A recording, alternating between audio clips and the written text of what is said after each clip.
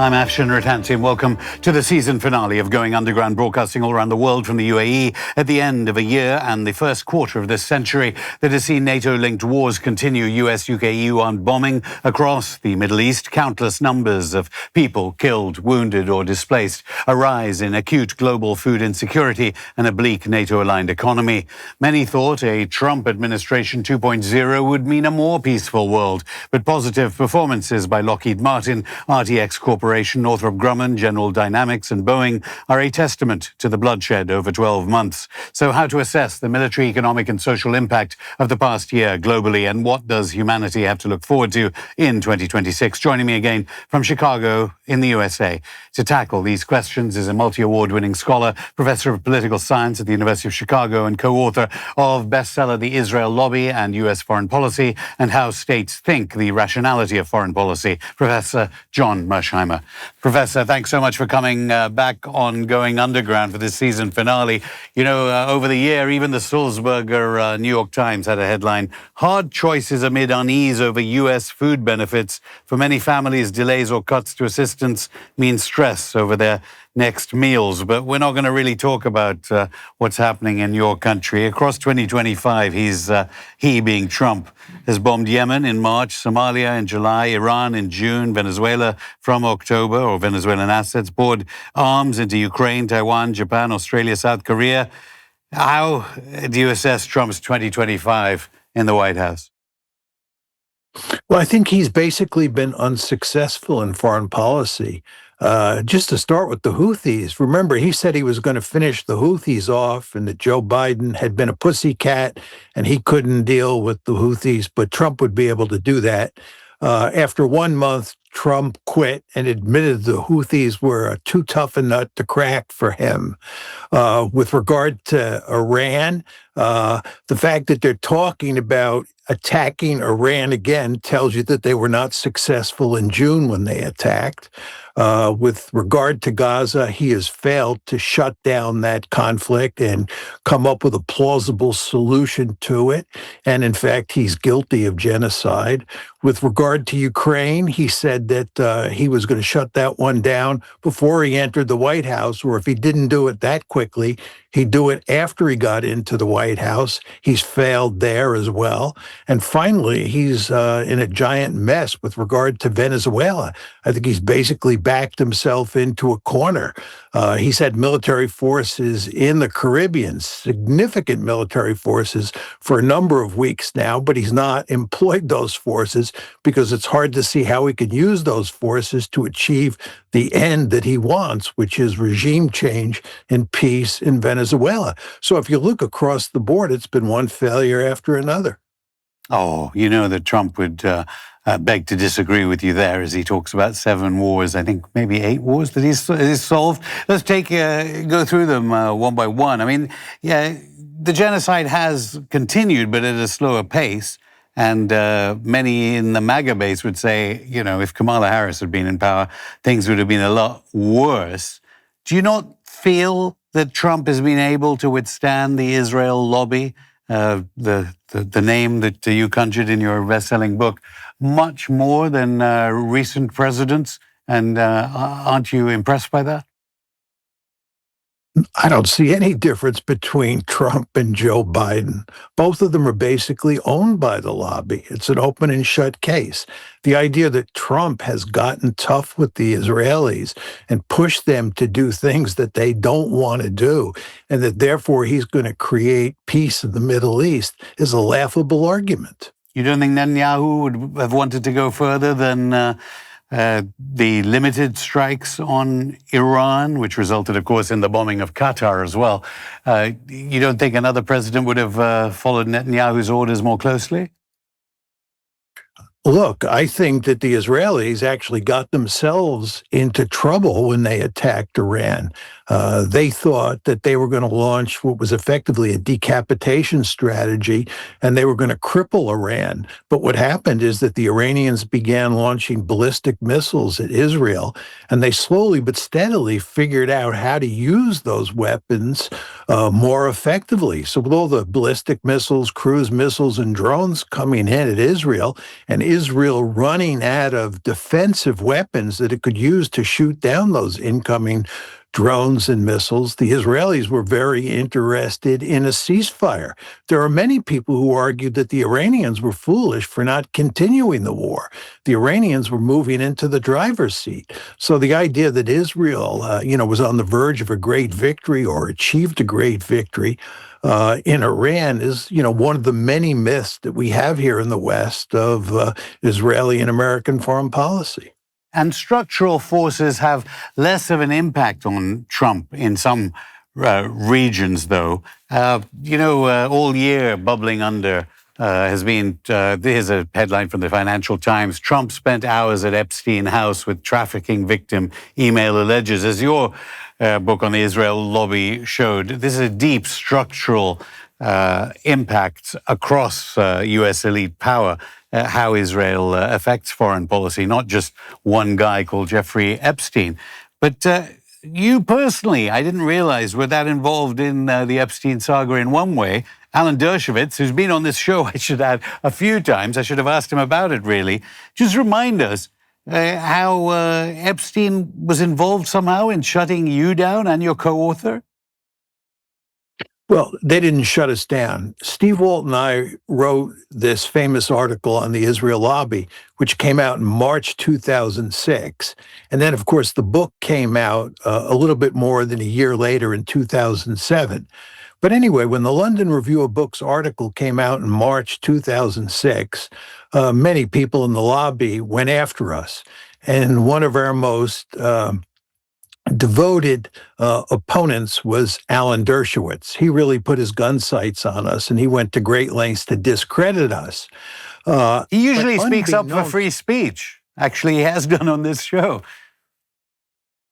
He speaks up for free speech when it doesn't involve Israel. He does not believe in free speech when it comes to Israel. He's deeply interested in suppressing free speech because he knows very well that if you have an open discourse on Israel, on the lobby, and on the U.S.-Israeli relationship, he loses at every turn. So he goes to great lengths to suppress people who talk critically about Israel or the U.S.-Israeli relationship. And that's what he tried to do with us.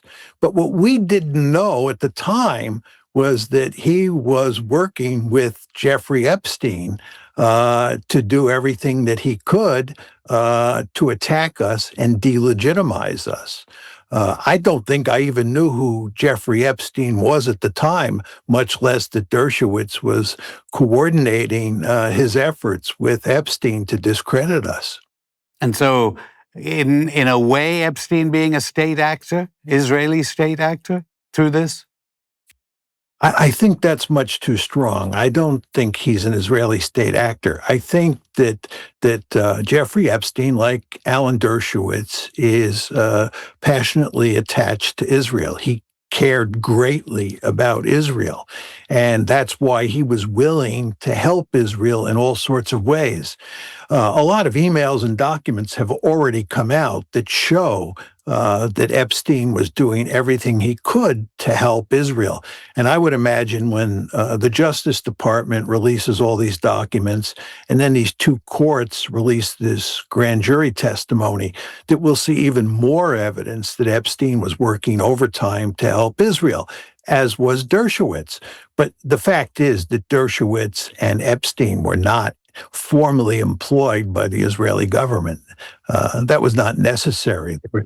They were so devoted to Israel that they would do everything possible to help Israel. Certainly not formally. And when the Justice Department released the unredacted versions, maybe we will find out. But I suppose coming from you who helped publicize the extent of the Israeli lobby, you must have been impressed how the Israel lobby has failed during a genocide to be able to be as persuasive for a whole new generation of Americans, let alone Western Europeans, who don't believe Israel anymore. And in that context, I don't know what you think about the massive media mergers or proposed mergers over this year. CNN, a pawn in the blockbuster takeover battle.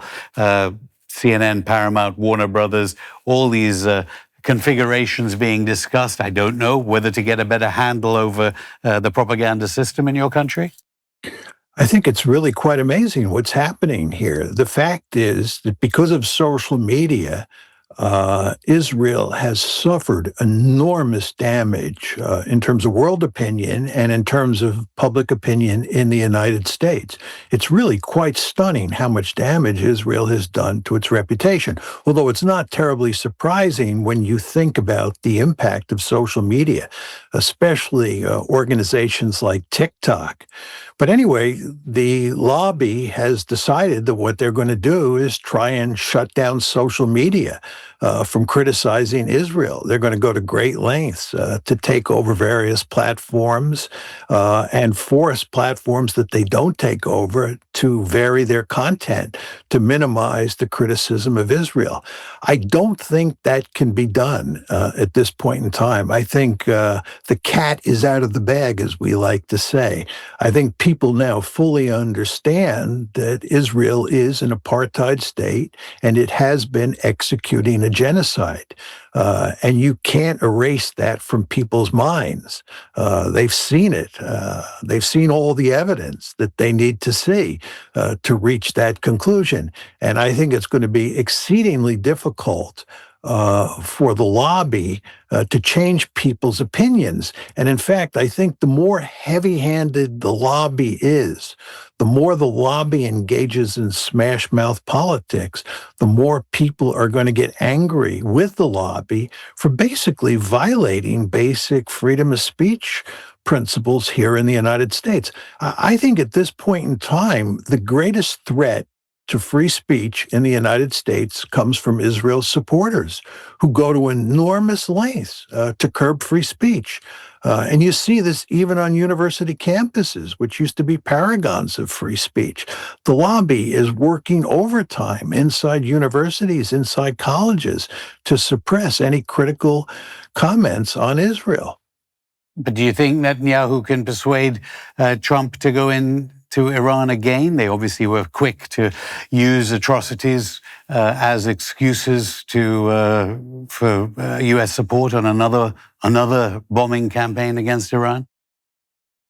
I do not think Trump is going to be interested in doing another Iran. I'm not even sure the Israelis are that interested.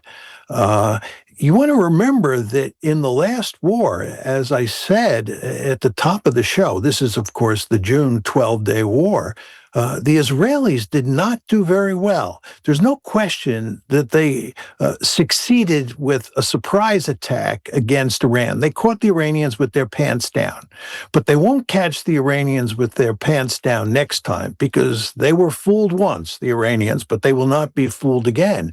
But even though they were fooled the first time, if you look at the exchanges that took place between Israel and Iran, the Iranians, by the end of the conflict, were getting the better of the Israelis. And the Iranians, in fact, have a huge arsenal of ballistic missiles, cruise missiles, and drones. And Israel, in many ways, is a big, fat target. And I don't think the Israelis are going to be anxious to start another war with Iran. But furthermore, just going back to the United States, you want to remember that one of the reasons that we were so anxious to end the June 12-day war was because we had evidence that the Iranians were thinking about shutting down the Straits of Hormuz or shutting down the flow of oil out of the Persian Gulf. And that really spooked us because the economic consequences for the world economy would have been disastrous.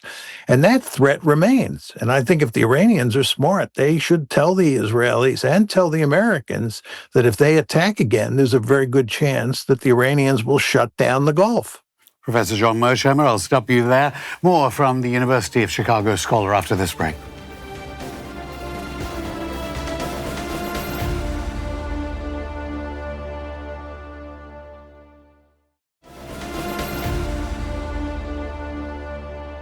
Welcome back to Going Underground. I'm still here with the Professor of Political Science at the University of Chicago, John Mearsheimer. Professor, you were talking about how we may be a bit more relaxed about the prospects for a war on Iran in 2026.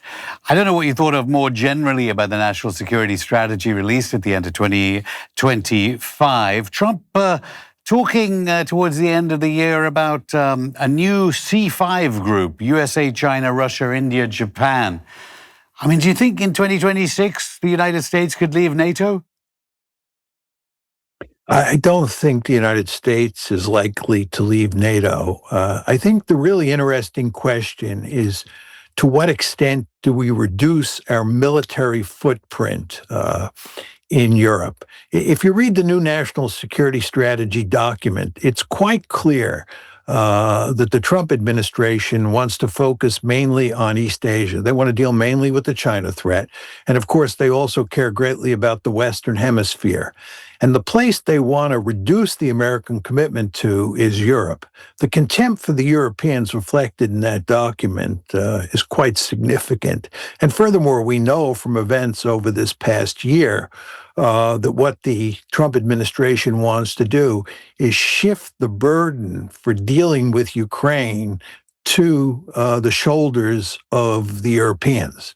In other words, the United States wants to get out of the game of supporting Ukraine and turn that mission over to the Europeans. So I think all of this tells you that what we are likely to do in the years ahead is reduce the military footprint, the U.S. military footprint in Europe. I'd be very surprised if that meant we left NATO. But I would not be surprised if we greatly reduce our military presence in Europe so that we can increase our military presence in East Asia. Professor Sachs, who I know, Jeffrey Sachs from Columbia, I know you differ from him on China, on that China threat, but he's recently been saying that the Monroe Doctrine from 1823 explicitly says there's an issue of reciprocity. The U.S. will not intervene in European affairs in exchange for the Western Hemisphere. If, as you say, they're going to reduce the military footprint, I mean, could we see closure of these German bases? There are many thousands of troops, of course, in Germany and Britain and Italy. I think it's possible that you'll see the closure of some bases in Germany, and I think you'll see a reduction in the troop levels. But again, I don't think you're going to see the end of NATO and the United States leaving NATO, which would mean we would leave all those military bases in Germany. I don't think that's going to happen. With regard to Jeff's point about reciprocity, it's just important to understand the United States does not believe in reciprocity. The United States believes there are two sets of rules for the United States and rules for everybody else. And other countries are not allowed to put military forces in the Western Hemisphere because that's our backyard. But we, the United States, are allowed to put our military forces in their backyards. And of course, this is what NATO expansion into Ukraine was all about. We thought that we had the God-given right to put military forces in Ukraine, even though it was right on Russia's doorsteps, and the Russians protested as if they had their own Monroe Doctrine. We just rejected that, and we do the same thing in East Asia. We're right in China's face in East Asia, and we have no intention of leaving. But of course, we've made it clear to the Chinese that because of the Monroe Doctrine, they're not allowed to come into our backyard. So the whole idea of reciprocity when it comes to the United States is irrelevant. Except that maybe there will be an element of reciprocity if there's this withdrawal of troops. You've been talking all year about the issue of Europe and perhaps European collapse, I don't know, as it continues to forge the war and try to sabotage the peace plans that Trump comes up with. I mean, do you think he wouldn't be able to withdraw these troops after the midterms? I mean, do you think the European powers, too, are keeping an eye on those midterms and just waiting for Trump to go? That there is some kind of sense in their policy of trying to continue the war on Russia through Ukraine without the finances or military to support it, because they can wait for a president that's more usual in terms of recent history in the United States to forge the war on Russia before China? Well, there's a couple points to be made there. First of all, Trump has not even been in the White House for 1 year. It won't be until this coming January 20th, which is a good month away, that he reaches the 1 year mark. And he has 3 years left after that. So it's a long wait for the Europeans, and Trump can do a lot of damage in the meantime. Second point I'd make is who's going to succeed Trump? If they get J.D. Vance, he won't be any different than Trump. And the third point is there's no question that the Europeans are going to continue to try to support Ukraine and keep it in the fight. I don't think that's possible, though, certainly for another 3 years. I'd be surprised if Ukraine lasts for another year. I believe it's on the ropes at this point in time. So I think the scenario you described may be attractive in principle to the Europeans, but in practice, I just don't think it's going to work. So what's going through the minds then of BlackRock, Merz, and Starmer and Macron? What possibly is their strategy as they appear to have these meetings all year? They've had strange meetings where the United States sometimes isn't even represented, whilst relying massively on U.S. power for their war on Russia. Well, when you watch what they're doing, and you think about the arguments they're putting forth and how they are not at all going to appeal to the Russians, you sometimes think that they're living on another planet. This just makes no sense at all. There's no chance of getting a meaningful peace agreement between the Europeans and the Ukrainians on one side and the Russians on the other side. So what are they doing? I think that what you have here is a situation where the sunk costs are just so great that it's almost impossible for these European leaders who have made such a great effort on Ukraine's behalf to quit and to reach some sort of negotiated settlement that would represent a Russian victory. So they continue to push on, hoping for a miracle. But they surely have to understand that the chances of Ukraine winning this one before Trump leaves office is almost zero in terms of probabilities. It's just hard to see how that can happen. So, if it hasn't happened already by the time this is broadcast, what are the dangers of false flag operations created by European powers trying in an attempt to divert Trump's attention away from Venezuela and policy considerations in the Western Hemisphere back to the war on Russia? The head of MI6, very voluble, it's almost unprecedented, loudly proclaiming, and I think she's the granddaughter of a Nazi, she proudly talking about the importance of the war on Russia during negotiations. Yeah, I mean, the very interesting question is, what does the end game look like here? I mean, I think you're eventually going to get a frozen conflict. You're not going to get a meaningful peace agreement because the demands on the two sides are so far apart. So at some point, I think you get an armistice, something along the lines of what you got after the Korean War ended in 1953. But getting to that frozen conflict could be very tricky.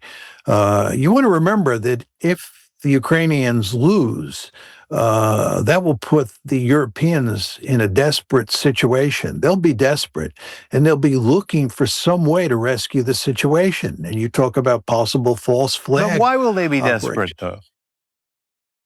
Because they have convinced themselves that losing to the Russians would be catastrophic. You want to remember that this is not just a war between Ukraine and Russia, that NATO is almost fully committed to this war. Of course, we've not had NATO soldiers on the ground doing the fighting, or we've not had NATO pilots in the air. But NATO otherwise has been completely committed to helping Ukraine win this war. And we have fought this war for over 3 years now, almost 4 years. And for NATO to lose to Russia will be a humiliating defeat. And the Europeans will be desperate to see if they can find a way to avoid that. And that's why your point about false flag operations, all for the purposes of dragging the United States back into the fight in a more full-fledged way so that the United States can help pull the Europeans' chestnuts out of the fire, the temptation to do that will be very great.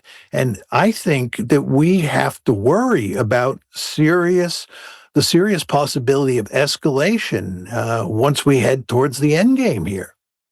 Well, that's obviously very frightening indeed. Just finally, I suppose perhaps the most important issue, although obviously the nuclear option remains there in Western Europe. START treaty expires on 5th February 2026. Just finally, very briefly, what are the prospects for some kind of renewal of a nuclear arms treaty between Russia and the United States that can further avert the prospects of global annihilation? Well, Trump has said on a number of occasions that he's inclined to prolong the START treaty, the new START treaty. Whether he does that remains to be seen. He definitely is interested in having good relations with Vladimir Putin and with Russia more generally, and that would go along with pushing this treaty forward or extending this treaty. In the final analysis, I just don't think it matters very much. The fact is that the Russians and the United States are both in the process of modernizing their strategic nuclear forces. And this treaty, whether it continues or not, it's not going to make that much difference. But the more important point is that treaty was constructed in a bipolar world where there were two superpowers, right? The United States and the Soviet Union, and later the United States and Russia.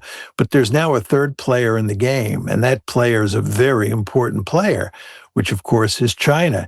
And if you're going to have meaningful strategic nuclear arms control moving forward, it can't be just Russia and the United States. It has to be Russia, China, and the United States. And as you well know, we had a devil of a time getting arms control agreements of any consequence during the Cold War when there were just two actors in the system, the United States and the Soviet Union. Now we're talking about getting arms control agreements when there are three actors in the system. That's going to be extremely difficult to do.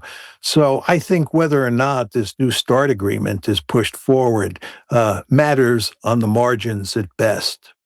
Professor John Mearsheimer, thank you. My pleasure. Thank you for having me on the show.